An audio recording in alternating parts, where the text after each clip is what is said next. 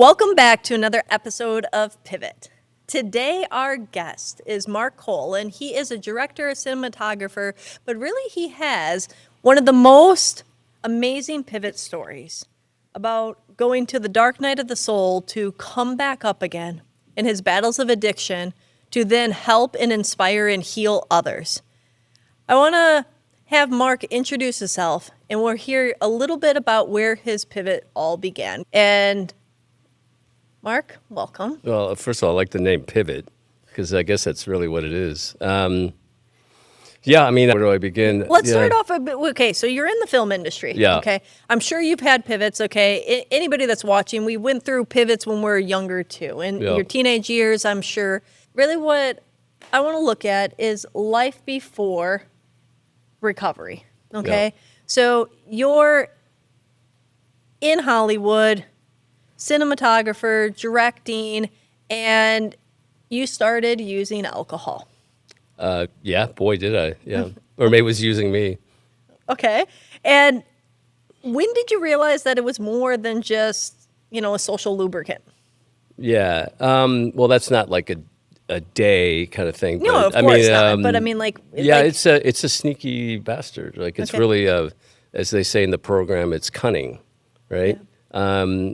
But I mean, I learned so much about all of this, coming through it. But I used it. Okay, so I started off as a musician, playing in bars, and I was really scared. I was baseline me somewhere down in there is really a scared little boy, right? Okay. I think this is thing that we'll get into it later as we kind of peel back the onion, if you will. But I realized when I drank a little bit, I had courage. I could talk to that girl. I could play my guitar in front of people. I was so nervous to play I was a guitarist, to play my instrument in front of anyone. I would shake. I was so nervous, right? But if I had a drink or two, I was fine. Yeah. So I this is the '80s actually, and then I switched into the movie business, and it was in Florida. It wasn't out here. It was mostly in Florida, and it was kind of where I was at in the northern Florida, and then the southeast. We were still shooting film, and it was very, very exciting, and everybody drank. Everybody. It's kind and of it was culture, even, right? cocaine and everything. But and I was young, and it was cool, and it worked. I would never get hangovers or anything, and so I used it beneficially to network. And we on set we'd have what we call the craft service table, right? The food and stuff. Well, they would flip that thing around at Wrap, and it'd be a bar. I mean, we had a beer cooler on the camera truck. It was just kind of accepted, right? Because this is an extremely stressful business. And the thing about filmmaking is it's very different. There's nothing secure in it. There's no paycheck in it, really. You're only as good as your last gig. And most of the jobs I was doing were 1, 2, 3 days long. So you never had any stability. It's a whole different way of thinking. It's a whole different way of becoming. You have to believe in yourself. You have to reinvent yourself. I learned a whole lot about human behavior and philosophy and psychology just by working on set, because of different personalities. Every department head is an artist. Yeah. Right, and you're putting together all the art forms in one room. Like you're doing lighting and wardrobe and locations and of course acting and music and sound and photography, of course. So managing that took a lot, and there was a lot of expectations. So obviously stress and demands, but alcohol was just woven into the fabric of the movie business. Yeah. And then so to go back to your question, and we all knew people that had started taking out, right? You always knew, hey, did you hear about Dave? He got a DUI, or so-and-so's in rehab. And it started kind of catching up with everyone. But I do remember going from a heavy drinker to a switch. There was a switch that went from wanting it to having to have it. Right? And was there anything that happened in your life that you remember specifically that caused it? Triggered it? Yeah. There's a couple things, but these are excuses. But one in particular was, I have two boys, and I had them really young, and I stayed in Jacksonville, Florida, where I really wanted to come to Los Angeles, but I stayed there because my kids were there, and I just didn't want to leave them. So in my subconscious, I was always like, hey, don't mess this up. You're a dad. Like, you have responsibility. Don't fall off the deep end. I would, have some drinking problems, but then I would kind of pull my act back together. And so where I'm going with this is my purpose was I was a father, right? Yeah. And then my mom warned me of this. She said, be careful about putting too much into your children because one day they will be gone. And she was right. It was one day. And my son left for college. One day he was here, and one day he wasn't. And then my other son went to war. He went to Iraq, and he was gone. And they're kind of close in age. So all of a sudden, I found myself without real purpose, and it caught me off guard. It's like I just woke up going, what am I doing? Why am I doing this? Like, I'm chasing commercials. I'm shooting bullshit television. Like, it just started, the realization, the question started coming in. Like, what am I doing with my life? Is this what I want to do forever, kind of thing? And then I just felt like I had no reason to get up in the morning. Yeah. Like, my kids were gone. So my drinking escalated, isolation. That makes sense. I mean, often alcoholism is kind of like a nickname that it's given as, I've heard it called, like empty hole in the soul syndrome, right? Trying to fill some kind of wound with something outside of yourself. But when you were starting to share your story, there wasn't anything. It was more like habit, and it continued to just, it was part of the culture, right? So you continued to use, you continued to drink and party as anybody did in the industry, right? For the most part. But you did have you lost your sense of purpose. Yeah, I mean, and I can get into it now a little bit. I feel like, listen, the whole system is set up for misery. Yeah. Right?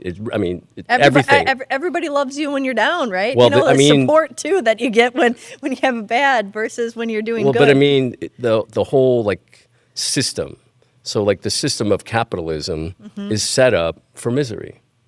It is. There is no, okay, so what I realized, this is something else that was a part of my drinking. I mean, my mother passed away in the same little window of time, but we have this illusion of, what we do is we have a core identity of who we think we are, right? And it runs in the subconscious, right? And it's built usually from childhood. We call it a personality, right? So we come into this world pure consciousness, joy. Right? When you look at a little baby, everybody, even a serial killer will look at a kid if they let him close, but they will start talking baby talk. Yeah. Right? We all smile because we're connecting with this beautiful soul of no judgment, no hate, no anything. The innocence. Innocence. But that is that is the essence that we all came in this world, right? And that's pure joy. That's consciousness at its soul. A dog. Same. Right? It's just love, right? Well, everything else is taught. So we come into, that's our baseline. So, racism, hate, fear, these are learned behaviors, right? And then our parents are telling us who we are. So we need an operating system. The yogis call it a trance. They're like, the brain needs an operating system to navigate the world, right?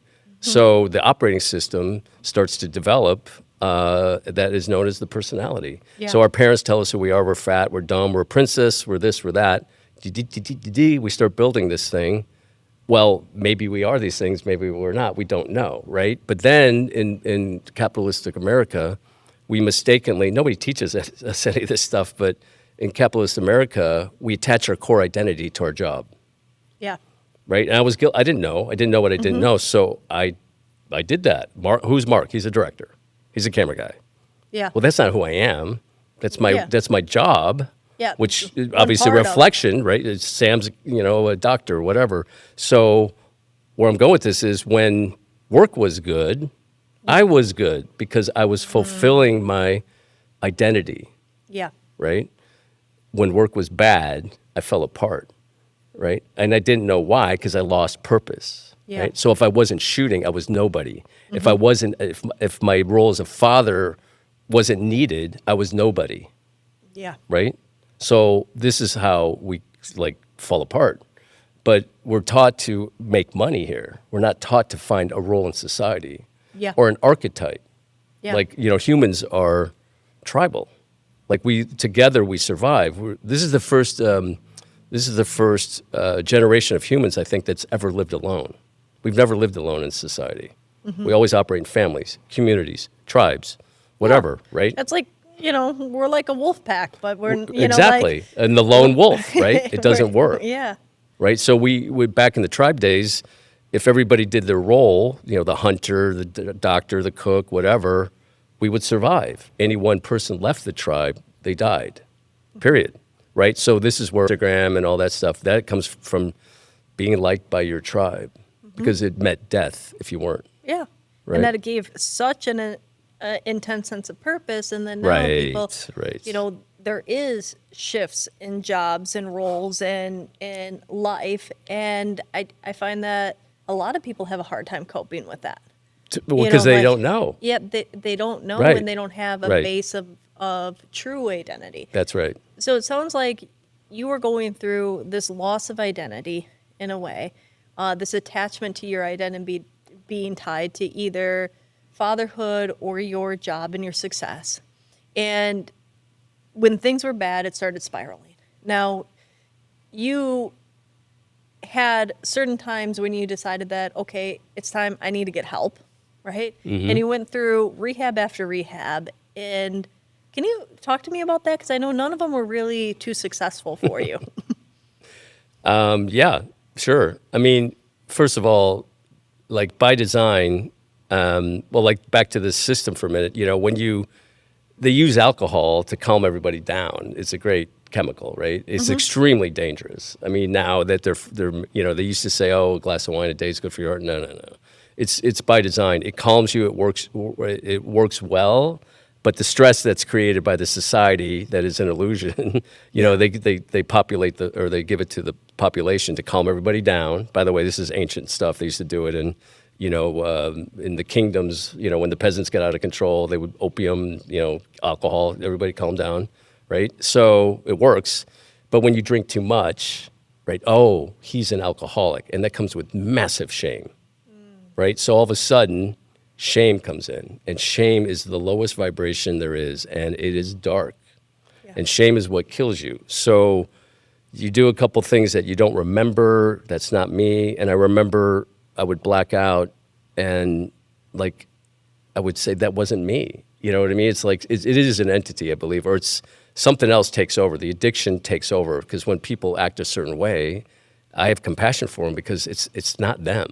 Yeah. Because I know this well, because I would say the same thing. But anyway, so, I started going to AA and I started to go down that road and of shame, and becoming very humble and realizing I couldn't do this alone. But I never really admitted I didn't have a problem. I really am a problem-oriented or solution-oriented person. I wanted to fix this because I wanted to go away. I like everybody else. I wanted to drink socially and not have a problem, but whatever. So I started going into these different treatment centers, and they would work for a minute, right? Can you backtrack actually a little bit, Mark? What made you have even a realization that you thought that there was an issue? Jail. Okay. I guess that's a pretty... No, I knew it before. I mean, because... I started doing, okay, here's what happened is I'm born with this integrity, truth, my word, is a big, my reputation that is I'm all about that. And that started crumbling. I started lying a little bit. I couldn't remember what I said. I, did things I would never do that were not ethical. I don't remember, right? Again, I don't think it was me, but I still have to take responsibility. So that started really haunting me. It started really haunting me. And that's the shame that you're talking about. Well, that's my shame. Yeah. So the shame starts taking over. You're acting completely out of your character and the identity and the integrity of who you are. You're having the situations and experiences be shared to you about things that you did that you don't even have a recall of. Right. And now you're being haunted. Right. Yep, exactly. And the haunting makes you drink more. Shame, right? So it's a loop. So anyway, I started going to these meetings, and I started, I started learning a lot about it. But it didn't stop me completely. Okay, I would stop drinking. I would stop drinking for a month. I would stop drinking for 2 months. But I remember just white knuckling it. I was just like, don't drink today, don't drink today. It was just it was insane. And so I went in and out of rehabs. I did all the medicine, like, doctors were like saying, oh, we got this Vivitrol shot, it's $1,200 a month, it'll stop your cravings, and nothing worked, right? And I realized I didn't have a drinking problem, and they say this in the program, but I'll take it even further. I didn't have a drinking problem, I had a thinking problem, Yeah. right? So I went in and out of these things, and went to tons of AA meetings, and I ended up losing everything pretty much. There was many things going against you. The business fell apart, and all these things, and I ended up alone for many years, and I ended up in a 330 square foot studio apartment in Venice Beach by myself. My career was gone. Kids weren't talking to me. Whatever. I showed up on a job. I barely was getting any work, and then one job, I stopped drinking for a month. I knew it was coming, and I got there, and the producer got me into taking a drink, and then set it off. And then it would And snowball. I don't know if you saw the movie Flight, but there's a scene with Denzel Washington with the mini bar. Okay. I walked into my hotel room, and there was a mini bar, just like that movie, and I drank the whole thing, and it was bad. So I got fired, first time in my life. I went on a 3-month drinking binge, I don't even know. And I almost died 12 years ago. And I got dragged I didn't want to do it again. Like, I've already checked all the boxes. I was like, what am I going to do different? Yeah. I've already done all of it. Like, all of it to the 10th degree. And it didn't work. And I was out of money. And I wanted to die. Like, it was easier. I actually was laying in bed, and I had I was paralyzed, or what do they call it? Paralysis. Paralysis, yeah. And I couldn't move, and I started hearing things, I started seeing things, and I remember reading about that's when stuff is shutting down. I started going, okay, cool, shut it down. And then there was a little voice that was like, just try one more time. And I had no idea, I still don't know, what, when, how, but I found my phone, and I called a friend, and I said, hey, can you find a rehab and take me?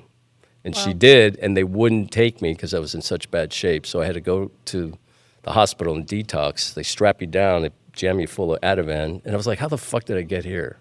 You know what I mean? Here I am with this guy that's done all these big things. And I was drinking first thing in the morning out of a paper bag in Venice Beach to stop shaking. People think that addicts and drunk or whatever, alcoholics, drink to stay drunk. They don't. No, because the they- detox is horrific. Yeah. I mean, horrific. You want to kill yourself. You want to jump out of your skin.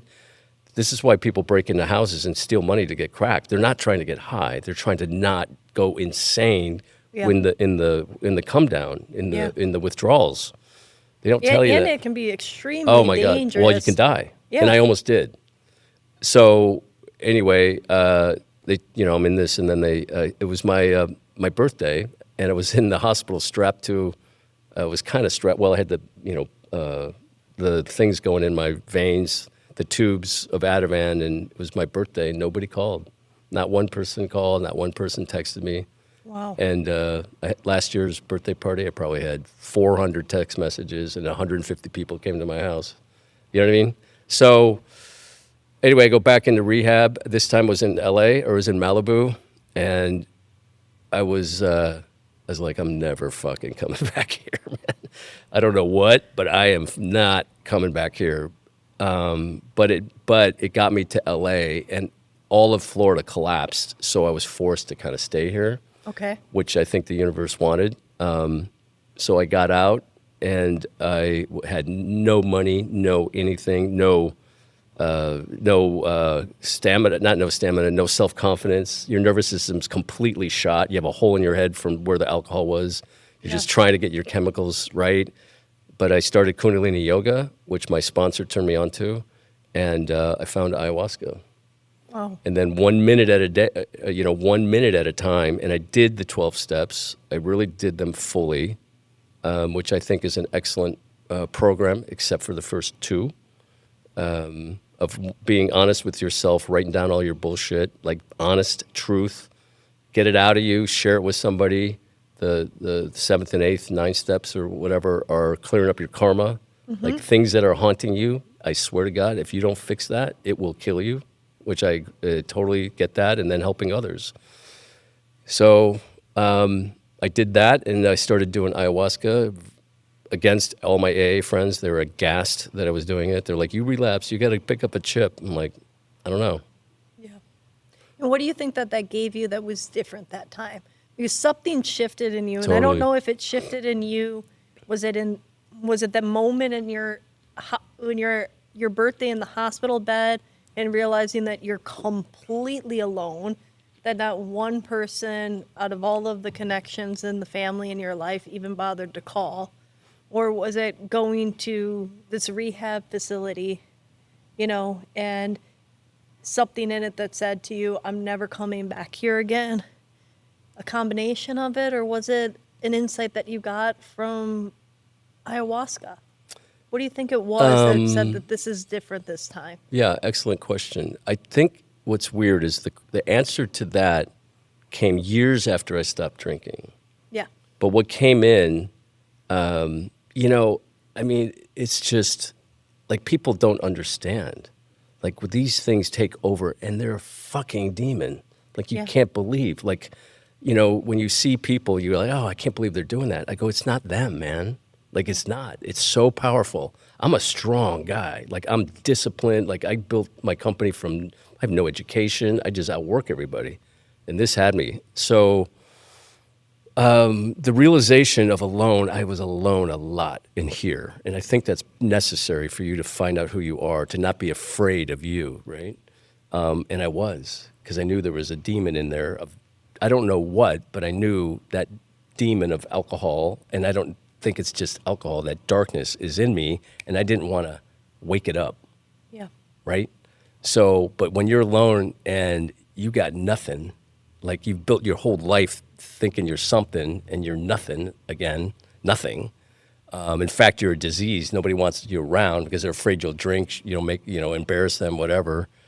It's tough.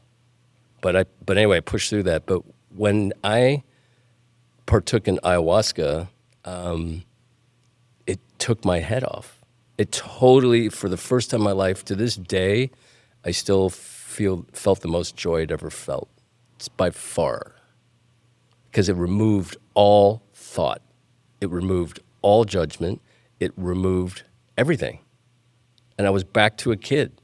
Okay, so your journey took you back to a child. That's what it does. It just takes all this made-up illusionary bullshit of society, everything, the religion, none of it's real. Mm-hmm. It just took it away. And I went, oh my God, I can see the trees. I can see the clouds. My fabric, this is so cool. You're just like... Yeah. And I was like, I don't know what that is, but I'm doubling down on that. So... AA those guys were going nuts, and I didn't tell them. So I just started going. It was super underground. It was like basements, tents in the backyard. There was no integration. There was no intention. You just kind of showed up, whatever. I just did it, and there was I went all over, and it started to really change. And with that, and then the Kundalini yoga practice that I found at Rama, it was one of the best Kundalini ancient practices in the world. Happened to be right down the street from me. Yeah. So I was going twice a day, and it was the weirdest thing I've ever done. It was like chanting. I'm like this Chicago Lutheran guy, and everybody's wearing white, chanting, jumping around. It's like you see on the see on the documentaries. Oh, they had a cult going. And I was like, am I in a cult? I don't know, but when I leave, I feel way better than when I came in. That's all I knew. They're like, oh, this is that. I go, but when they would speak and talk about the mind and talk about the nervous system, it was super intelligent technology. Ancient stuff mixed with modern science and quantum physics. It was all together. It's a 6,000-year-old practice, right? Yeah. It's a combination of a lot of things. But I realized years later, I was cleansing my nervous system. Mm-hmm. I was rebuilding my brain. I was rebuilding my thoughts. I could control my thoughts. I never knew that my thoughts were not mine. Most people don't know that. right? And it sounds like you were also centering yourself with your true self, whether that was that. Do we even know what that is anymore, through right? Ayahuasca, you were going back to when you were a child and the real essence of you. Through Kundalini yoga, you were going back and becoming present with yourself. Yeah. You were allowing space to have thoughts and to have a re-exploration of who you truly were. I don't even know if I knew. I mean, Yeah, it's like if yeah. people say right now, do you know who you are? And I just honestly go, I think so. Yeah. It shifts around a lot. Well, I I mean, mean, I know my values, I know my ideas, I know my jokes, but I never knew, like, and I think most people don't. Like I say, how do you talk to yourself? It's a simple question. Like one of the basic things, like people don't even think about it. I go, how does one talk to oneself? It's like having one cell phone, one walkie-talkie, right? No. Who's talking? Who's Yeah. listening? What are these voices? are they positive? Are they negative? But where are What they kind coming of- from? Yeah. Right? So, quick story. I was about, I don't know, 3 years into my sobriety, whatever that means, right? And I woke up terrified. I woke up suicidal, like really suicidal for no reason. I didn't. Just one day. One day, it was very, very strong. And I was like, oh shit, I don't know what this is. I run to yoga class, 9 a.m. class. I sit down, the guru, I don't remember who it was, just a master woman. She just super knowledgeable. She sits down and she says, hey, did anybody have these thoughts this morning? And she says, suicide, pa. She lists off my thoughts.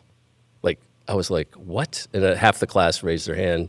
And I was like, she goes, yeah, I got those too. She goes, they're not yours. She started to explain how the human brain, the nervous system, all these wires in our bodies are a radio receiver. She goes, yeah, no. You don't understand how it works. Like the mind is not yours. You're Wow. addicted to your story and you don't even know what it is. And the mind is not even yours. And they go, the mind is not your friend. And here's how you manage the mind. And that's when I started learning about not the brain, but the mind. Right? Fascinating. And then we went on to do a bunch of, yoga stuff, whatever, to get rid of this thought, right? But there's 63,000 miles of wire in you, known as your nervous system, and they end in your feet. And we're standing on this ball of spinning iron and nickel at 25,000 miles an hour, or whatever it is.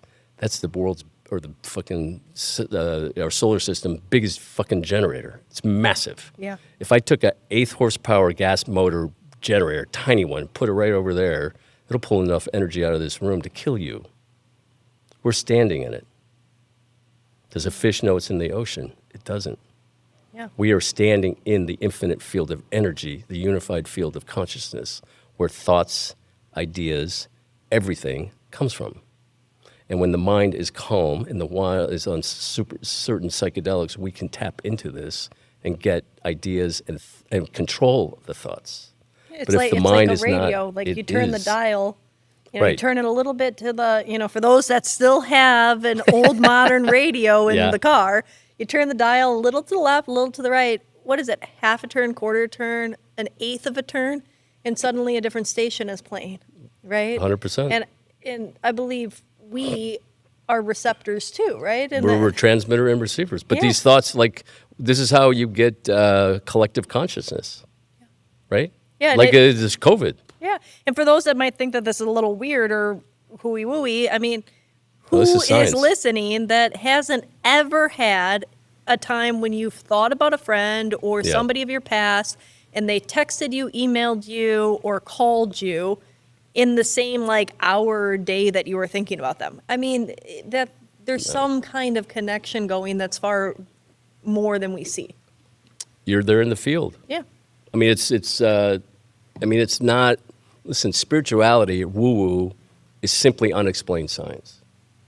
Science catches up. Quantum mechanics, quantum physics is already proven, entanglement, all this stuff, the spiritual practices of the ancient, of Hermeticism, right? Everything is mental. Everything is mind. Everything is a construct of the mind, Yeah. right? Everything, right? This is not solid, Yeah. right? So, I always say Perception. that like when martial artists that they, in order to block or to chop the blocks or the cinder blocks in half or the wood, they literally see it That's right. it is not there, and their hand just goes right through it. They don't see it. It's farther than that. They become it. Right? So the Yeah. quantum field, that's what it recognizes, right? So it just makes sense on so many levels. But yeah, once that went off, and then, I did some stuff with Joe Dispenza. I don't know if you know him. Yeah, of course. Okay, well, he talks about, the energy centers, the chakras or whatever. But, Kundalini yoga, we're always doing this heavy duty breath work. And then we're, pinching the mula bandha, we're pushing the energy up the spine to hit the pineal gland, right? And then you connect, and it works. And you see all those drawings of the spinal column, right? The vagus nerve. And, well, the spinal column is full of millions or billions or whatever magnetic crystals, right? Crystals, like the kind that drive your radio, the old crystal radio, the watches. And the pineal gland has magnetic crystals in it too, right? So, I've been to Rome and Europe or whatever, and they always, in Egypt, and I remember seeing all these statues of pine cones and stuff. I'm like, what's this, with the pine cones? It's the pineal gland, the transducer, right? The broadcaster, the thing that can broadcast thought, that can receive information, right? So this is the mastery of the mind, is starting to understand this stuff. So I realized when I was down and out, the voices were not good, right? They were very nefarious. They were like, you suck, you're an alcoholic, whatever. As I don't want to say risen in frequency, or as I'm more and more aware, the voices have shifted. Yeah. They were like a lot nicer. They're a lot more encouraging, right? Well, you learned how to, one, become better in tune with your body and yourself and your energy system, but you also learned self-mastery over thoughts, right? Like even that Kundalini yoga teacher that you said that had that, hey, everybody have these thoughts? They weren't yours. I'm going to teach you and help you see that you can have control over this. Well, just know it's not you. Yeah, even knowing it's not you is first step. I mean, you work with people, right? Yeah. I mean, I work with people. They literally come in with me and tell me the same fucking story. Every single person tells me the same problem. And I'm like, this is a collective consciousness. This is mass, hysteria, whatever. They have the same issue with their partner, same issue with their partner, same issue, same. Right? Yeah. COVID. Right? We don't even want to go there. Yeah. I mean, the pandemic was not a virus. It was fear. As the yogis say, there's nothing faster than the speed of thought. Because quantum mechanics prove that. It's entangled. Thought is entangled, which means it happens instantaneously, right? Yeah. So there's studies done where they put 100 people in a room, and if 60% of people have one opinion, they don't tell people, it will transmit through the field to the other 40, right? It's kind of like back in, they called it the 100th monkey syndrome. Yes, I was just going to say the 100 monkey experiment.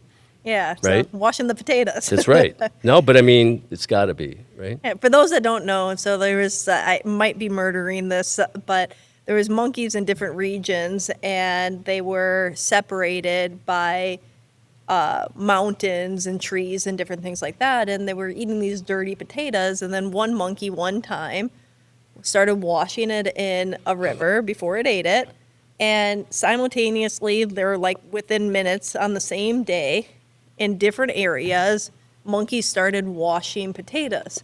They didn't communicate, nobody showed each other how to do it, but it reached a point, it was actually the 100th monkey washed the potato, and then all of the other areas started washing the potatoes, is what Right. it was. Yeah. But they call it like this, like tipping point in consciousness, that when enough people know something, or Right. in this position, it was enough monkeys, and the critical tipping point for the monkeys was 100, because it was when the 100th monkey started washing the potatoes. But for us, what is that critical tipping point? We don't know, but it gets to be a point where suddenly we know things that we didn't know. That's right. And there's a concept to take that a little further. If we go back to the unified field of consciousness, right? It's like a giant, the ancients called it the Akasha, right? Or whatever. But The Akashic Records. The Akashic Records, right. That all, inventions, all information, all events, past, present, future exists there, right? So certain people can tap into it. Like the radio was invented by two different people on opposite sides of the planet within the same year or whatever. Oh, yeah, The and pyramids. I mean, there are was shows on this so stuff. many Right. different inventions, and way before internet and everything like those That's were. right. And it's really fascinating that Right. different continents are coming up with the same That's right. technology. Well, because it's being released to Yeah. us, to humanity, whoever's doing it. They didn't release digital technology in the 1700s, right? Whenever the 100th monkey tipped it, the next phase comes in, right? Mm-hmm. So there's always like, Bill Gates and Steve Jobs, bam. There's always that Tesla and Edison, right? There's Yeah. always that thing, right? On that note, I've been studying Tesla a little bit, the man at the company.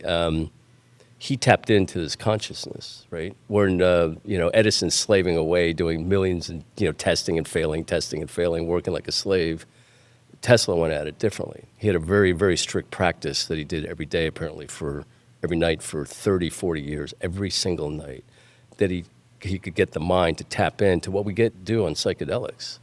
He tapped in, and he would get the information, and he would draw it. And check this out. I don't know, maybe I butcher this, but what I read and listened to, he did almost no prototypes. He drew it out, and it fucking worked. Wow. Exactly as he downloaded it. So he doesn't call himself an inventor. He was a transmitter, A channel. a channel. We all have that. Yeah. We all have that. Like, I'm really not even thinking about what we're talking right now. It's just flowing in, right? Because you quiet the mind, it's there. This field of consciousness, it came to me too, it's a guidance system. Yeah. It's a guidance system for our lives. It's a guidance system, like it's a GPS. We've always had it. They've disconnected it somehow, right? It guides us if we listen, if we can hear it, right? And it's never like, one of my catchphrases is just do the next right thing. And if you follow that guidance path, right now, I mean, when did you guys call me? 2 hours ago? Yeah. 3 hours ago? I went, fuck it, let's go, right? I had something else, but this is the right thing to do, right? So the point is, we don't know. And I think that's an important point, So as I'm hearing through the darkness in your past, right, and losing yourself, like I think that's losing yourself to rediscovering yourself, right, is like one of those like pivotal themes that I'm hearing. But there was just kind of getting lost within the shame, getting lost within the cycle, getting lost within that kind of sabotage routine. And then you started finding an awakening to your power, and that you had an ability to tap in and to have control, but also you let go. And I think that's so important. What I hear when people go through different changes in life is that one of the things that I find when people aren't letting go and they're suffering is that they're so attached to how something should be, need to be, or they're longing and clinging to what used to be, and they're not present, and they're not seeing that there might be something even better and more beautiful right around the corner, whether that's a relationship, whether that's a job, whether that's a new chapter of one's life, right? We all are going to go through a wreckage ball of events, right? I think that's part of the human condition. Hopefully, it's good. Right? I mean, you're Hopefully. you're a filmmaker. Story. Yeah. There's the same story is being repeated over Yeah. and over Yeah. again, right? Yeah. What did they say? Every movie is one of 6 storylines. Yeah. Yep. And Hero's journey's mine, I guess. yeah, but it's me, all it's of ours to a certain extent, and that's why I Should think be. that anybody, you don't have to have struggled with addiction or alcoholism to relate to Mark's story. It's about where's a time in your life that you were lost, that you needed to find yourself, to awaken to who you truly were and are, and allow. And I love this guidance, this ability to just say, what's the next thing? Mm-hmm. Because when you listen to what's the next thing, beautiful gifts arrive. If you listen. If you listen. Shut the fuck up and listen. Stop thinking. What got you to trust listening a little bit more? Because that's a great question. It was actually, when I bought my house in Topanga, I had to get out of this 300 square foot thing or I was going to go nuts. I had a piece of property. I couldn't make the payment on it. I dumped it. Fire sale. I met some girl on Tinder, true story. She got me a fake loan. It was big back then. I didn't, date her, but she got me this crazy loan. Found some Russian guy that fixed my credit. And I had like this window of 60 days to buy something. I had no job. I didn't give a shit because I had almost died. And when you go through something like that, even though I was afraid of everything, I was also not afraid of a lot of things. I didn't give a shit. It was like, I'm not going to make it 3 years. What do I care if I get a loan that's going to balloon in 3 years? I'm not even going to be here. I might as well just go out and haven't. So I was looking for investment. This story all has relevance. So anyways, so I dumped this house. I got a fake loan. I had it all on my computer. And a friend of mine asked me to go to the jungle to shoot the making of ayahuasca. I was like, yeah. So I go there, and we go in this 3-day journey. I mean, we're in the rain in the jungle. Everybody's chanting, washing the leaves, and banging the vine. And we're drinking, and we're listening to Ikros. And I was like, wow. Anyway, we went deep every night, and there was no bathroom. There was a hole in the jungle, and you had to go crap and purge in that thing in the jungle at night. I mean, you want a transformation, that'll do it. Anyway, one of the guys there was an ace realtor in L.A., and I told him my predicament. He goes, I'll help you out. So my lifeline was in Venice. So randomly, you're I in know. the jungle Yeah, doing ayahuasca, and then right. you're Right. one of the people that are there. Well, right. Yeah. This is what I'm saying. But just keep doing the next right thing. Yeah. But you got to do the next. You got to show up, right? I just showed up. That's all I did. That's why I'm better. I just show up. I didn't give a shit, right? And so anyway, we get back to LA, and I'm going, yeah, I don't have a job. I need something, So we're looking around Venice because my ayahuasca's there, my AA, I'm still doing a little bit of AA, my Kundalini, my lifeline, my survival net was right there. So we're looking around Venice, whatever. I make an offer, it falls through. And then one day he goes, well, what about Topanga? And I'm like, Topanga? Where's that? He goes, I think we did a hike. He goes, that place, we did a hike and did some mushrooms. I was like, what? No, man. Like, you fucking crazy? I'll be drinking in a minute. Like, I can't do isolation. That's what almost killed me in Florida. I had this house on the ocean by myself. No. I was like, no. He goes, just go look at it. So I drive up PCH, and I'm going up Topanga Canyon. I'm going, where the fuck am I going? I just drive, and it's mountains. And I'm just driving, and I'm going, and then I get up there, and I go past it, and I come back, and I walk out, and I look at it, and I'm like, are you insane? Like, how are you going to maintain this? Like, it's 2 acres. I don't know anybody. Can't ride the bike. It's all, like, mountains. Yeah. And, I mean, I knew nothing about Topanga. Nothing. But it had this building that you could develop into possibly some income, right? So that's why it showed up. So anyway, I'm just going, this is ridiculous. I'm wasting time. I walk in the front door, and it hit me so hard, this message. I don't know what it was. I walked outside, and I said, dude, I don't know what to tell you. Can you afford it? No. Can you maintain it? No. Do you know anybody? No. Can you afford it? You already asked me that? No. I go, fuck it. I'll take it. And I bought it and knew nothing about Topanga. Nothing. And I move in. I'm like, okay, now what do I do? I am 40 minutes from Venice. So wait, you basically walk through the door and you got this feeling that this is my place. I was supposed to be there. Yeah. So, and then you're like, okay, I don't know how, and it doesn't make logical sense. And that's another thing for people to hear. Like, sometimes life isn't about logic. In fact, logic is a construct of humans. Yeah. And nature is not logical. Yeah. Mathematics is logical. Nature is not. Good point. Right? Okay, so you take it, somehow it goes through. Yeah, so I'm up there going, okay, I got 3 months income maybe in the bank. It's raining. That's what it did. It was February 1st, 9 years ago. So I'm coming up on 9 years. Anyway, I called this woman that I'd met somewhere, and I said, it was spiritual. I was like, okay, I cannot hang around anybody drinking, none. It's got to be new crowd, right? So I called somebody that I'd met that was a yogi or whatever to rent the room. Okay. I was like, I need somebody spiritual. This is 9 years ago. And she said, oh, what about me? And I said, okay. So she moves in, and she knew everyone.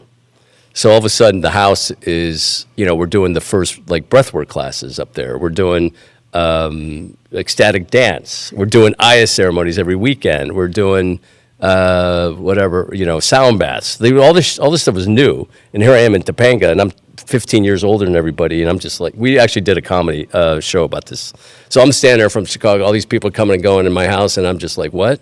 But it became this healing center, and I started growing mushrooms there for me. And then, anyway, the point of the story is this didn't have much to do with me. It had to do with what we do for others. Yeah. Right? So the plan was putting me there so I could do what I'm doing now. Right? So this is like what we don't know. And this, back to your thing about attachment and expectations, that's very dangerous. It's also very limiting. That's ego. Yeah. Like your ego wants, I tell people this, do you realize how powerful the universe is and consciousness is? And then we try to control it? Yeah. Like that's like swimming upstream in a rapids. It's like float downstream. And to release judgment too, because I'm a firm believer that everything happens for you, not to you. Totally. And that 100,000%. oftentimes people get caught up of like, oh, I made these mistakes or I did this stuff, or if only I would have learned these lessons earlier. But those things were the lessons, right? Because now, 100%. As we're going to get into in this next chapter pivot of your life, is that you're helping other people recover, right? And it's like, so you had to go through it. That was part of your story. Mushrooms have shown me that. Yeah. They go, we did this for you on purpose. I'm grateful. Like I lived it. Yeah. I mean, I know, like, I don't, who are you? Do you want to learn how to fly a plane from somebody who learned how to fly it on the internet, or somebody who flew through 20 wars? Somebody that Exactly. flew through 20 wars. That is called knowing. That is wisdom. Yeah. Right? So I'm sharing my experience, strength, and hope, or whatever, all of it with others because I've been through it. And I understand it. And you went through it, but you went through it with such a hard time to find that recovery. Yes. It wasn't there. So it didn't many exist. different, stays in rehab, so many different avenues that you tried didn't work. So you know what it's like when somebody is facing that and saying, this didn't work for me. I don't have any hope left. And Right. you have the ability to share. Well, yeah, I was there too, and then something shifted, so it can shift for you. On that note, I want to pivot a little bit because I was on a podcast, I don't know, 5 years ago or something, and they asked me, what was it about this last time that made you not drink or whatever? I was like, oh, ayahuasca, Kundalini. It came to me, no, those were the methods. That's not what happened. Something changed in you. Well, here's what changed. Sometimes I'm a slow learner, but I remember the yogis telling me, you're addicted to your story and you don't know what it is. I'll never forget that. And I realized my story is my identity, and it's 10 times more powerful than the conscious mind, and we don't know we're running it. We have a role in society. We have a role in the tribe, an archetype, and we're running it, and that's who we are. And we don't know, right? So my story was I was an alcoholic because that's what everybody told me.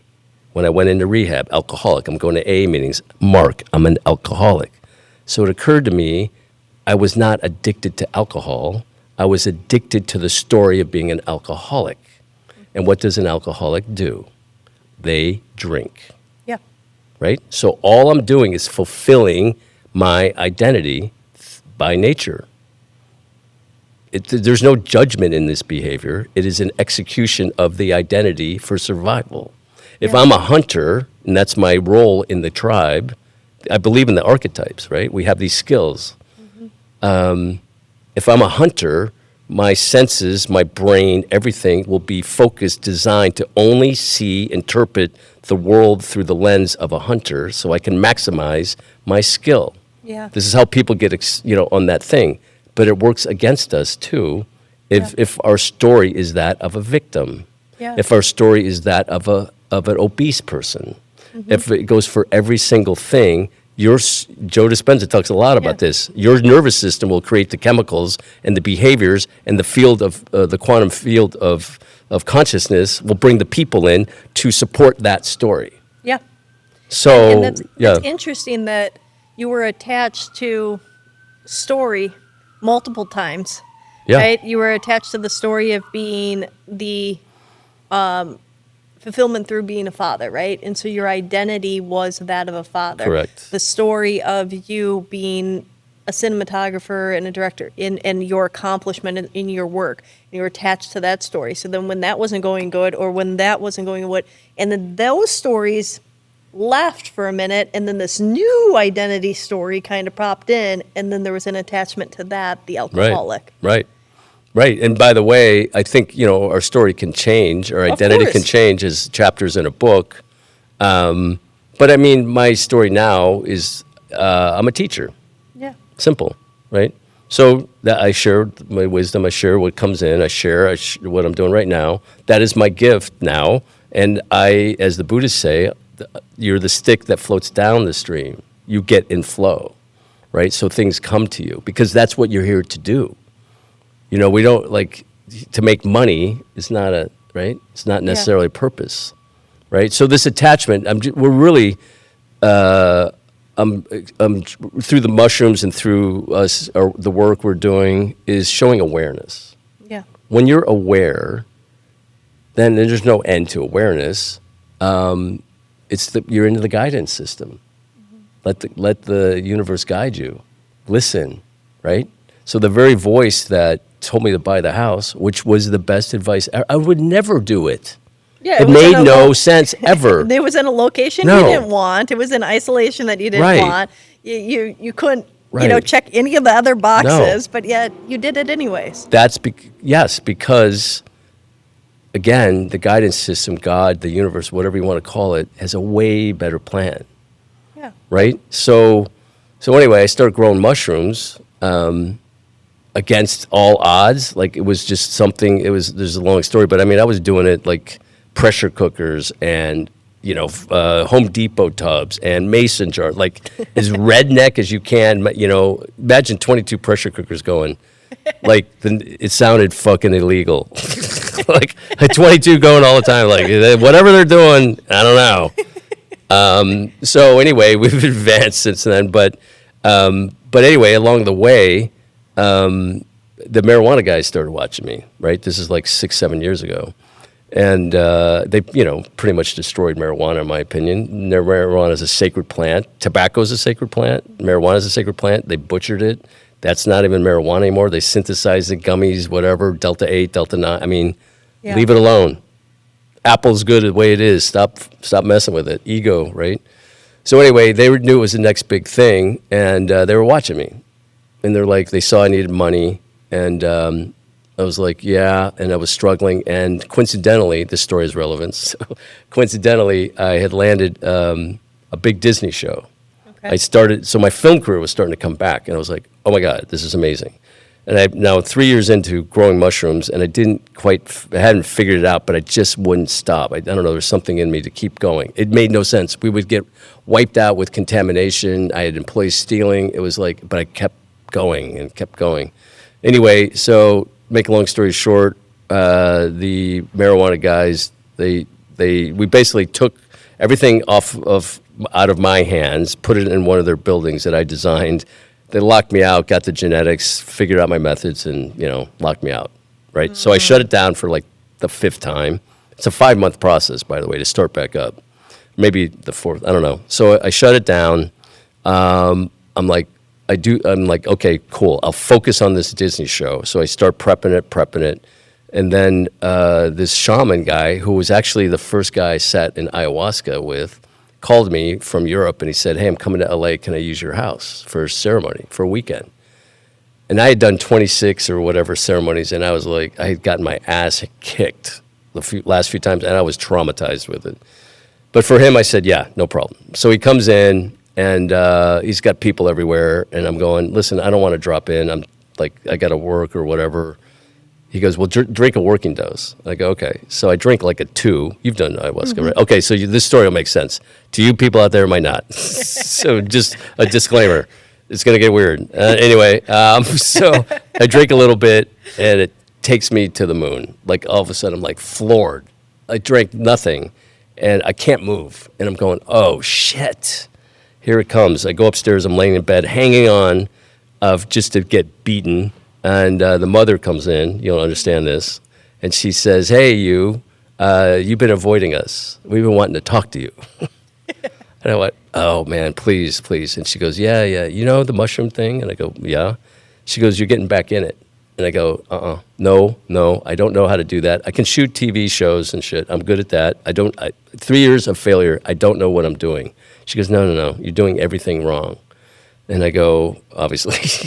And she goes, you need to work. And then she said, yeah, none of it, right? And I can't remember the order, but it goes something like this. She goes, you know that 10 years of rehabs and all that? Yeah, of course.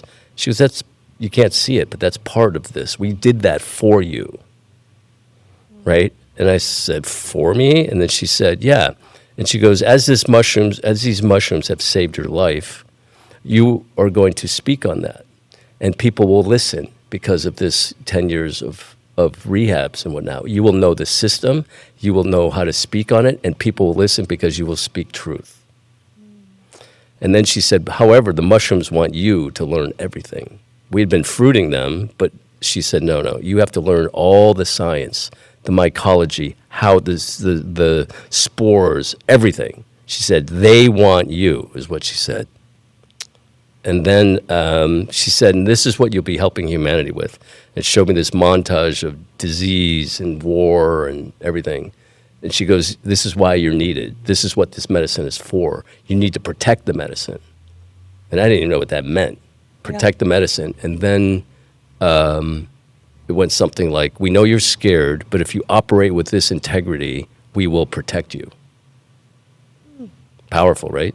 So I get out of that ceremony, and I'm like, damn it. I'm shooting that show. I've already fucked up 3. I just can't take any chances. Within a week, the pandemic hit. Gone. The show was gone in a minute. Evaporated. Shut down. Locked down. Gone. And I went, the same voice that told me to buy the house was this voice. And I went, okay. So I kicked up whatever equipment I had left. I started over that day by myself. I have not taken a day off since, to this day. I learned, I failed, pissed off, angry, but I kept going. And in the failure, there is no such thing as failure. Yeah, that is where you learn. And sometimes it's where you learn most. Bring it on. Right? You want to be a wise person? Fail. Yeah. A lot. It's not. It's like... I used to always say to clients and stuff like that. It's necessary. You know, think about back in last time you took a test that was multiple choice. Exactly. Like the bubbles, you don't, when you go back and you look and you get it back, you don't even look over the ones that you got right. That's you right. could have just guessed and filled in the right bubble, for goodness sakes. But the ones you got wrong, you reread. That's what you learn. And you try to figure it out. Yeah, yep. That's exactly, I say that analogy all the time. When you take a test and you get it right, you don't learn anything. Yeah.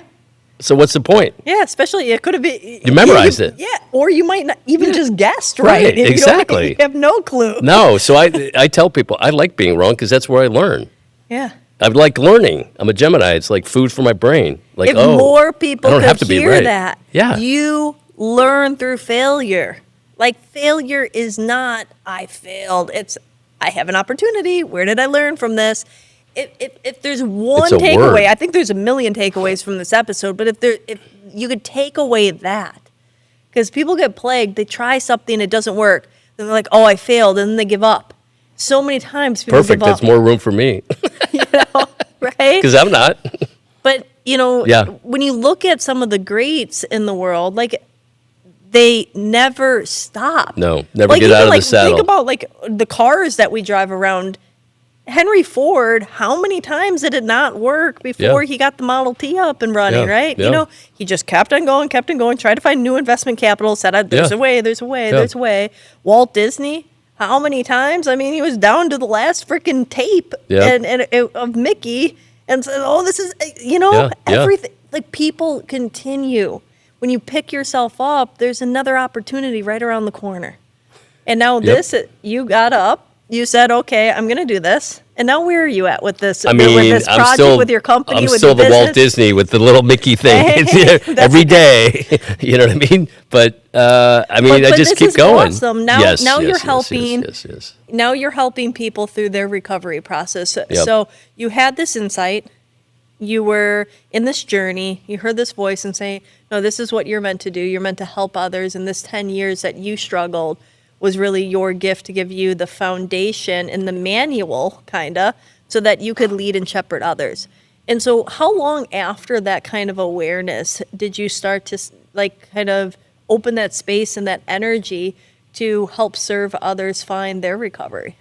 I mean, I guess I've always been kind of an empath, and I love it because, when we help others, it helps us. Yeah. Always. There's like, scientifically, it's the equal exchange between the hearts, right? It both benefit equally.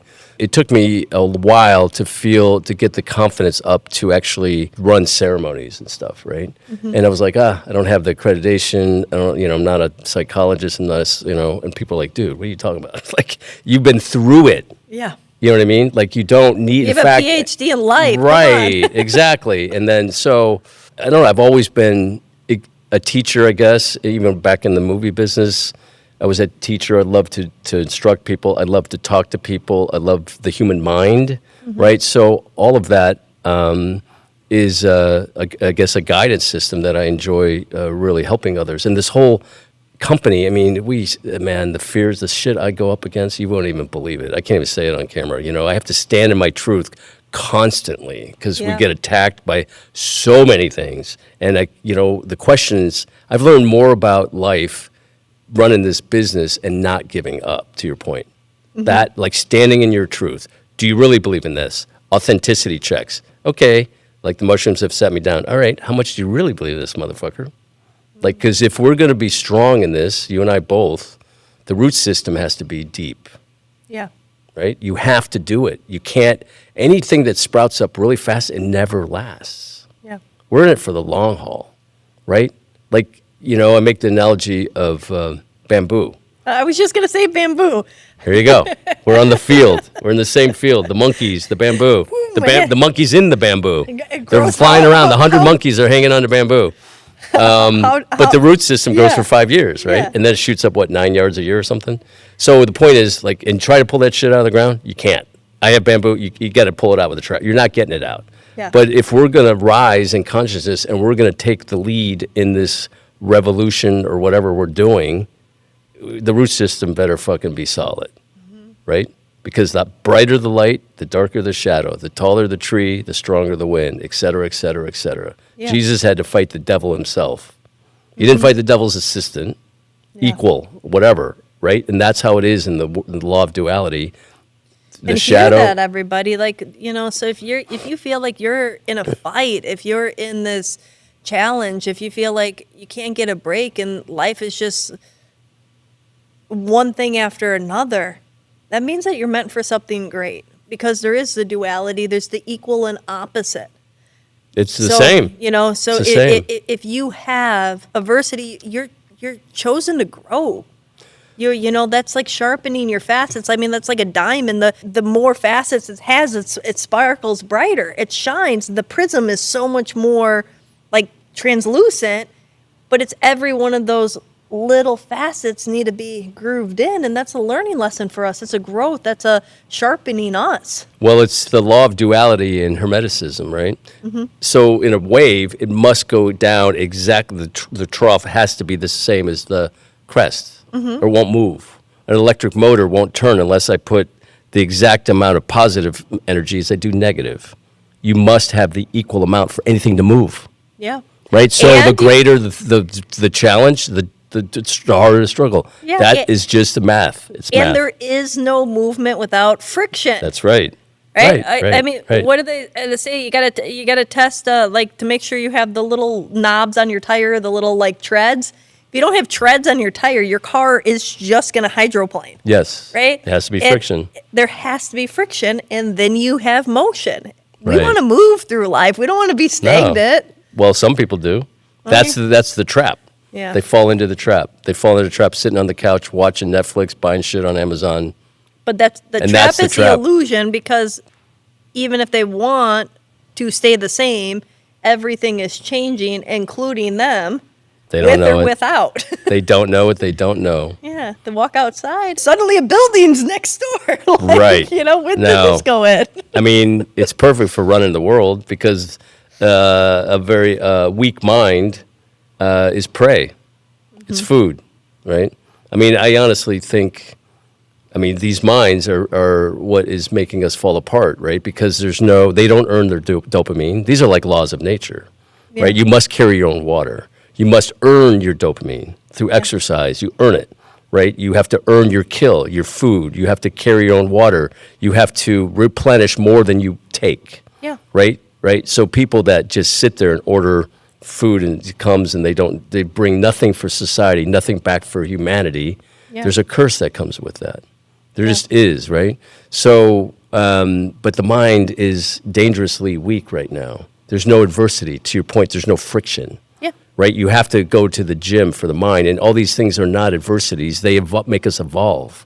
Like when you solve a problem, first of all, a problem is only a problem if you label it a problem. Mm-hmm. Call it a challenge, call it whatever. And I got a lot of these Call skills it a game, in this. anything. Right. I got a lot of skills in the movie business because all we do is solve problems. Yeah, I know how to light. Yeah, I know how to do this, but that's down here. Solving problems is up here. Yeah, And you got to think on prevent your it feet like this. thousands a day, right? So we give power to the solution, not the problem. So he who solves the most problems the fastest runs the show, or eliminates them, right? So where I'm going with this is, in my mind, like when you saw the amount of dopamine you get when you overcome an obstacle and you solve it, you figure it out where others did not. That reward system is awesome. Yeah. Awesome. They can't put that in a pill, right? That accomplishment. You can't put that in a pill. That makes you want to do it more. But therefore, you have evolved. Mm-hmm. You have grown. You've got what we call wisdom. Yeah. Wisdom is not in an AI program. Wisdom is not in a book. Wisdom, it has to be earned. And we're missing this in humanity right now. It's bad. You look at we have no wisdom keepers, right? The elders of the tribe. We have 35-year-old CEOs. Asia has 75-year-old CEOs, right? I don't know if they have, I don't think they have nursing homes in other cultures, right? And a lot of there's only a couple other ones that have put them in, but That's we where were our like the elders first. are. That's where our elders are. I think it's Yeah. by design. I think the prescription meds start to just shut everything down, and we end up with all these tubes and stuff in us. And I remember I went in one. There was just hundreds of people that probably had insane amount of wisdom and careers and need to share with the youth so that the human species evolves. Yeah. Right? So we're not. Yeah. Like you look at a lot of wolves, or a lot of different animal, groups or what have you. The elders, the wolves teach the youth. They skip over the parents. Humans do too. That the wisdom comes from the elders, the grandparents, to teach the children, so that the species evolves smarter, better. It's gone. Yeah. And part of what we're doing here, it came to me through this stuff or whatever, that to share the wisdom. Yeah. Right? Because that's invaluable. Otherwise, we're not going to evolve. We're going to let the machines take over. Yeah. Right? Machine learning, just that term is fucking scary. We need So to use the you're- machines for truth. You're saying a lot of really good points that I want to reiterate for the viewers about. One being that I've heard it come out of your mouth a few times about giving, right?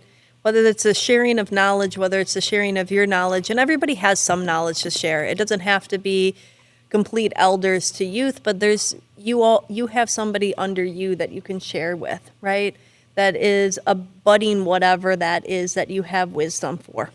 I've heard this term multiple times in this phrase, that the purpose of living is giving. And that so in this giving and the satisfaction and fulfillment, And then I've also heard about progress, to constantly learn and evolve. And progress is, to me, is equals happiness, right? You know, like when we achieve something, when we learn something, like you said, scientifically, it's a dopamine hit. For those that are like listening, those are like two little like tips and tricks that they can do right now. They might not know exactly where they're going if you're listening to this and you're stuck, if you're in this rut, if you're back where maybe before you heard that voice and that you were in that I want to die kind of mindset. And if you could give a couple words of wisdom to somebody that might be in that place of feeling uncertain, feeling helpless, feeling hopeless, what would be some of those additional tips and tricks that going through what you've went through? Number one, find purpose. Find purpose. You're here for a reason. You can't see it. You're blind to it. You're polluted. Your processed food, chemicals, news, whatever, is shut down your pineal gland. You can't hear. You don't know why you're here. You're confused. The second you know why you're here, everything changes. Because then you get in flow. Do you have any kind of advice for people that don't even know where to start to look for that? Yes. We suffer. I don't really believe in much mental illness. I mean, there's obviously extreme cases. I think we're contaminated. I think our brains are full of noise, confusion, options, notifications. We stand in line at Air One, can't pick out cheese. We're paralyzed by paralysis by analysis. The number one thing to do is quiet the mind, clean it, get rid of it. What your social media feed is a mirror, and I mean a fucking direct mirror of your mind. Clean that shit up. Use that for power. Whatever's in there is in here. As within, so without. As without, so within. So clean that up. Get clear. Get clarity. Psychedelics help quiet the mind. They extract thought instantly. They're a biohack. Quiet the mind, listen. And then because everything else is an illusion. It's an illusion. Yeah. Your fear, 90 to 97% of your anxieties, everybody's anxieties, this is science, will never happen. Yeah. And if it does happen, it will never happen how we think it's going to happen. Doesn't, right? Exactly. But yet it runs us, completely dominates us. And it's an illusion. These are windows open on the desktop of your mind, and they're not going to happen. And they're sending a signal to your body that you're about to be devoured by a tiger. So releasing adrenaline, cortisol, everything for decades. Then it becomes a habit. You do it so much, it's on autopilot. I know it well. I would wake up in panic for no reason. Yeah. There's no reason. Everything was good. So we need to shut these illusions down because otherwise this stuff shows up as cancer. You put the body under stress for decades, you're going to get sick, right? So finding purpose. This is why I'm a big believer in psychedelics because it just cracks you when you do a deep dose. Yeah, let's talk a little bit more about that because that's where you've really done a deep dive. There might be plenty of people that have experience, have used certain psychedelics in their life, but there might be people that literally have no idea or have preconceived notions, negative or positive, of what they are and what they do and who uses them. Can you share a little bit more from your experience what this medicine is? Because you've been referring to it over and over again as medicine. So I would love for our viewers to hear. I mean, it's a big conversation because we go into different realms that we never go, right? And I believe all these medicines are on Earth for a reason. You know, there's a couple books out, but one in particular is called The Immortality Key. I don't know if you read it by Brian. I can't remember his last name. Anyway, he did extensive research, but all religions on Earth today partook in some sort of ritual that included a psychedelic tea, a potion, a wine. The original Christians, the sacrament of communion was not alcohol. It was wine. I mean, it was, I believe, mushrooms and DMT. I'm not sure, but it was psychedelic. Natural psychedelic. Santa, that whole thing, that was psychedelic there's stuff. so many plants that have natural DMT in it. Like I forget, when I was taking like a pharmacology class for addiction treatment, that it was something insane, like 4,500 plants or something like that have natural occurring including DMT. us. Yeah, well, we do too, yeah. So, and probably many different animals, but like, it's just there, right? What do scientists call it? They call it the God molecule, right? So dimethyltryptamine, DMT, right? But it's in the pineal gland. It's a transducer. It connects us to the field. We get into the field, right? But it just supporting you that all of these cultures across, these plants have existed. And so Right. whether they put two aspects of a plant together and made a tea, that it's so abundant in nature. Right. Right. Or And- even in the book of Genesis. Yes. If you want to see what God sees, eat the fruit and the seed, right? That's true. I forgot about And the that. two aspects, and then it's a serpent energy that says it. It's a snake that says it. The But Kundalini. what is what God sees? This if you haven't had a psychedelic experience, for those that are watching, but it's like it opens up you to see the world in a different way. Yeah. I mean, your eyes are closed too, right? Yeah. So the reality is like what sees, right? What does seeing mean, right? It's very difficult to describe a psychedelic experience in language, right? Because language is a construct it's created by humans so that we could try to communicate. But it comes in very powerful. But what I find that happens is truth. My belief system is the universe is built in truth. Not your truth, not my truth, not their truth. There's just truth. And then there's not truth. That's all I can see. It's the duality, right? There's no emotion. There's no anything. It's either, and love falls under truth, by the way, because you can love once you feel safe, once you trust, once you respect. Those are all truths, right? So you find that. And then you have to face it. You can't lie to it. You cannot lie to the universe. There is no bullshit in the universe. This is where I believe disease comes from, right? Because this is what I felt. When I or anybody says something true, we get goosebumps.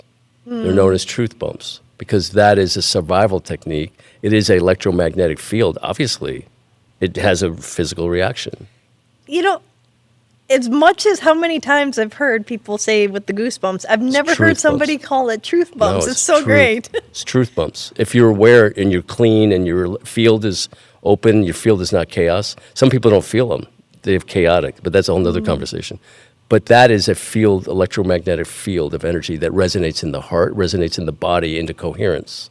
When we lie, and I just heard a scientist say this, but I've been saying this for years, I can see it in the field. When we lie or we're full of shit or something's haunting us, it throws the coherence of us off. And that's where I think disease starts to come in. And the scientist just said lies create disease. I couldn't believe it. I was like, yes, they do, because it's like your guitar is out of tune, and that will create chaos in the field of coherence, right? Right? So back to truth. So there's truth in a ceremony. The second one is purpose. I find people find out why they're here. And I really feel you don't have to hit a rock bottom like me. I feel like once you find purpose, you can change. You know what I mean? If you find out what it is that is truth for you.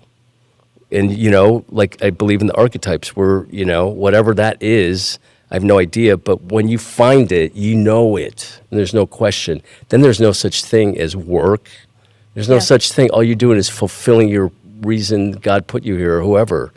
Because again, tribe, we survive together. So you find purpose, and in that is the release of fear. I think that, which is a huge one. Huge.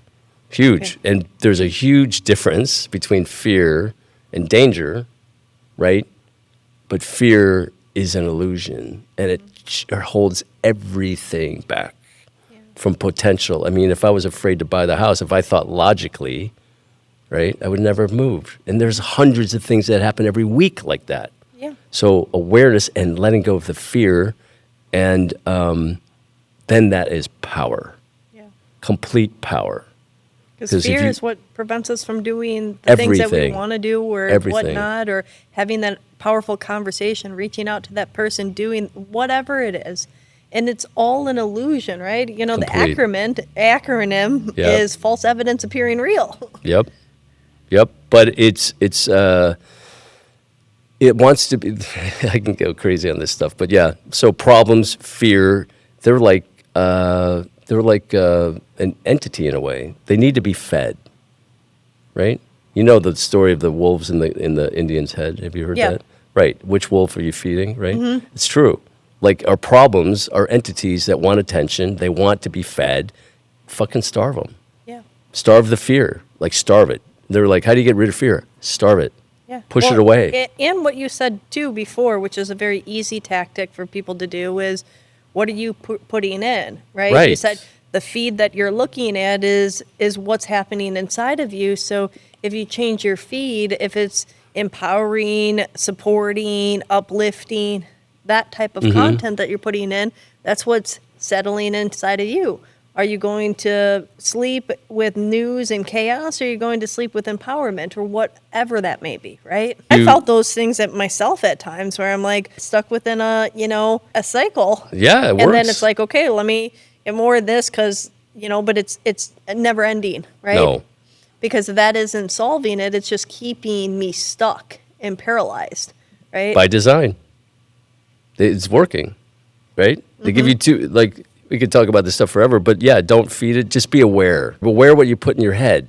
Like if you're watching, like people, after living without television much and living where I live in the quiet, when I go into society, it is a shock. You know what I mean? And be aware of that stuff because you won't eat toxic. I mean, maybe you will, but there is toxic stuff being broadcast. There is toxic stuff, music. It is poison. We're worried about, our food. How about what you're putting in your ears, what you're listening to, what you're reading, what you're seeing? I mean, we're watching these video games that are horrific, and we just accept that as okay. And we're watching these TV shows of like kids murdering It's kids and horrific. like all And this then- stuff. I'm like, what is going on? And Where we're did this happen? that's our Like, diet. That's, I know. When It's I slowly grew up, it was eroding. maybe a broken household like Full House or something where a single dad's raising some girls, but like it's like it had wholesome, like, what happened now? It's like, okay, this It's an erosion, and this is how life is. Like small little things, and then we accept it, and we accept it, and we accept it, and it's not good. So part of getting out of the cycle is seeing what little actionable steps someone can take to make these micro shifts. And then when they Yep. want to make like a bigger, larger shift, sometimes things like plant medicine Yeah. can be really helpful because it gets somebody out of the repetitive pattern and it gets them into a more open consciousness, right? Yeah, it's a biohack. Okay. It's just a speedy. You can do it. You can go hang out and sit in a mountain for 6 months, or you could do a mushroom ceremony. Okay. You know what I mean? Yeah. So it's that, but just know that no matter how bad it is, it's not you. Yeah. These things, I believe, they're energies. They're nefarious.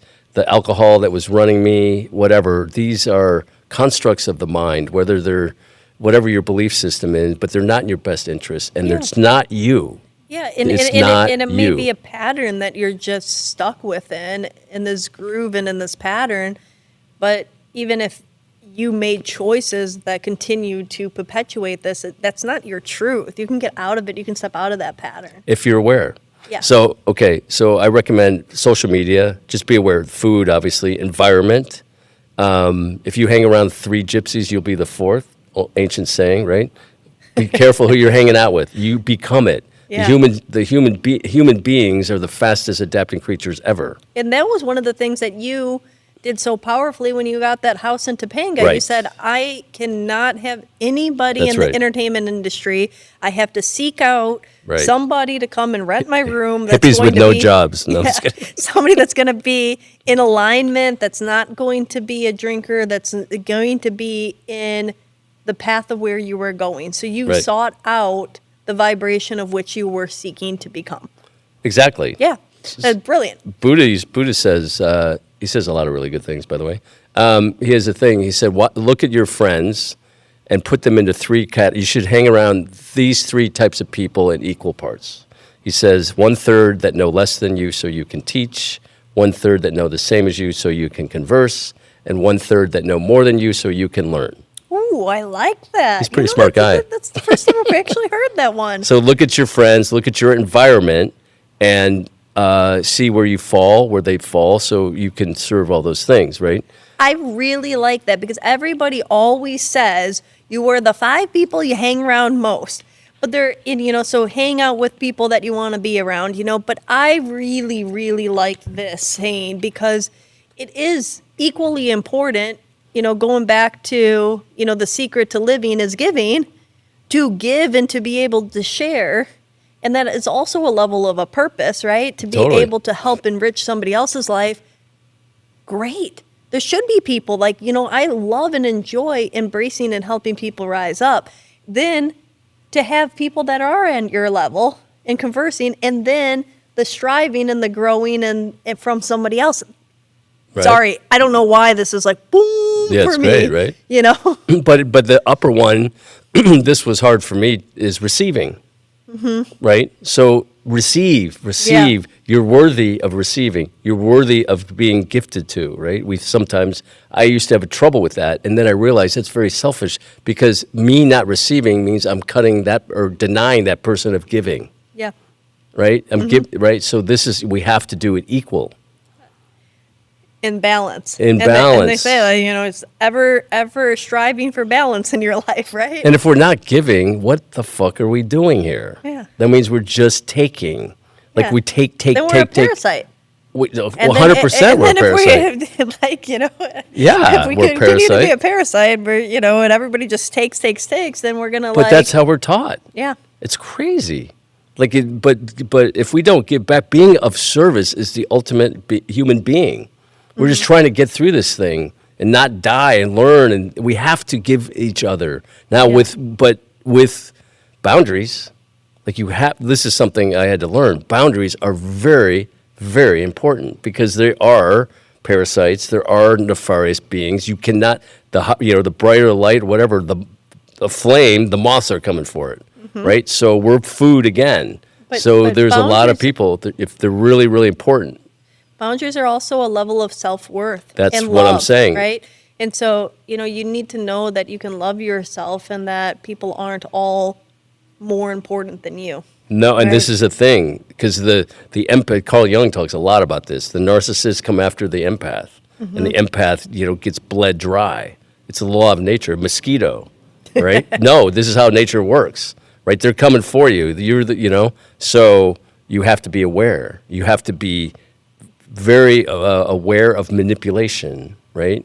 People don't know they're doing it, but they're not. They don't have your best interest. They will come and whatever they're up to, whatever their agenda is. Everybody has an agenda. We need to be aware of it. It's cool to have an agenda. Just know what it is. Yep. But the WIIFM. serpent comes in, and these things are very, very tricky, and they tempt and they do, and they're designed to take you off your truth. They're designed. You're on this path. They're designed to knock you off, and they don't even know they're doing it. Yep. So awareness is huge because most everything does not have your best interest. It is the law of nature. They're going for what you have, whatever it is. It could be thought. It could be anything. Resources. It's a survival. This, It's a survival. Just know, like when you're laying in a hospital room, who came and visited you. Yeah. Pay attention to why people call you. My mom gave me this advice. Why did you call? Oh, they need something. Do they ever call to see how you're doing? Right? They're not friends. They're not friends. Right? Who's a friend? A friend is somebody that no matter what, that honors their word, that shows up, right? Yeah. No questions asked.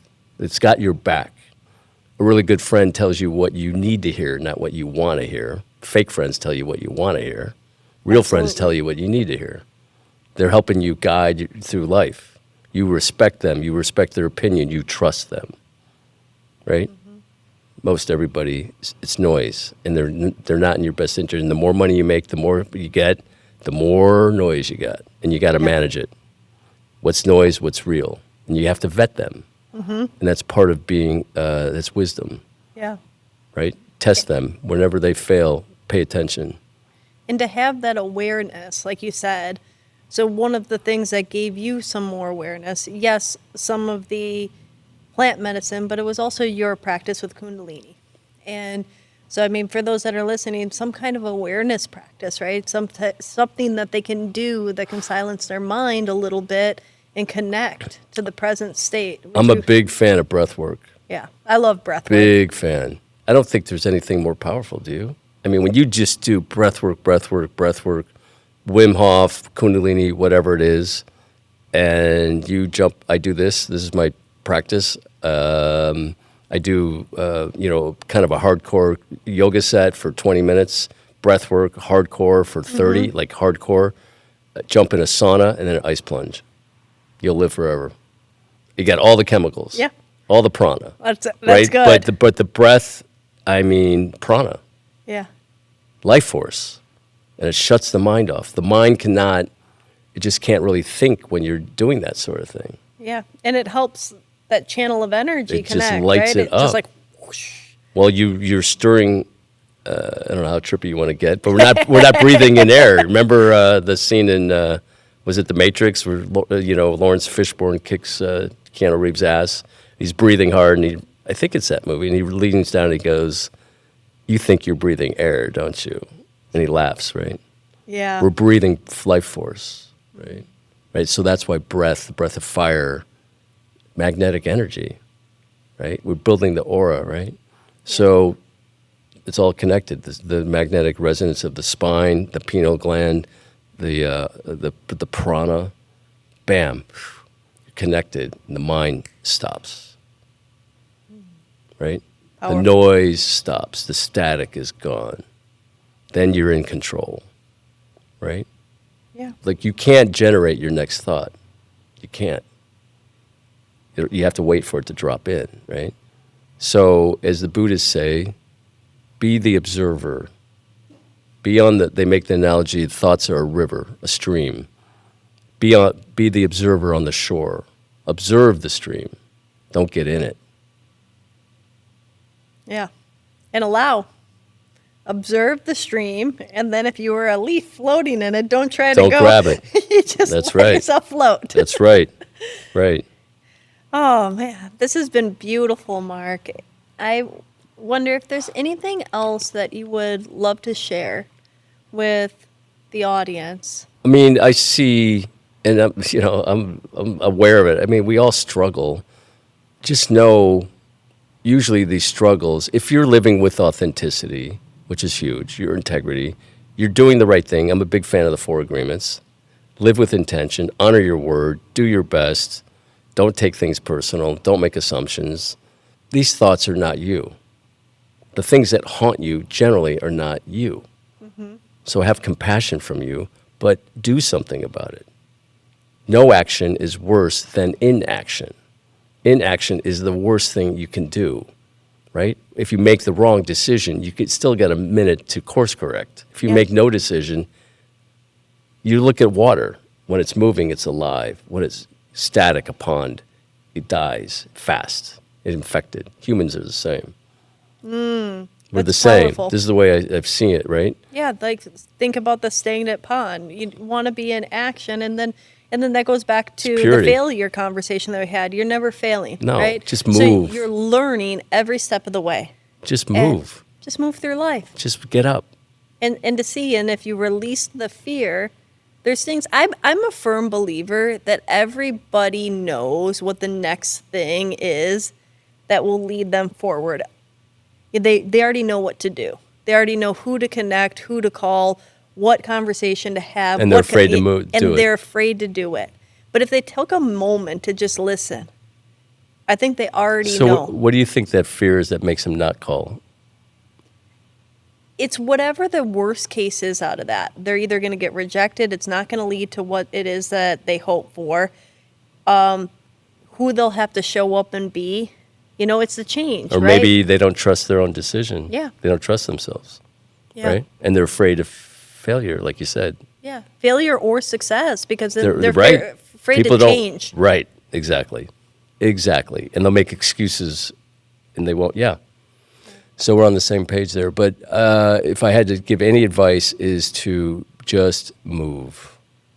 Okay, beautiful. Do not sit on the couch. An old man gave me that advice a long time ago. Just said, just walk. The phone will ring. Somebody's there. You'll meet them for lunch. Somebody will call. They'll have a podcast. Right? Just move. I wasn't sitting on the couch when you called. I was moving. Love it. Thank you so much, Mark. So much wisdom, so many beautiful nuggets. And thank you, everybody, for listening. I hope that you grabbed some of this, that it resonated with you, and that maybe you have some actionable steps to take to get yourself moving forward. Like Mark said, just move. See where it goes and listen. The universe has got your back.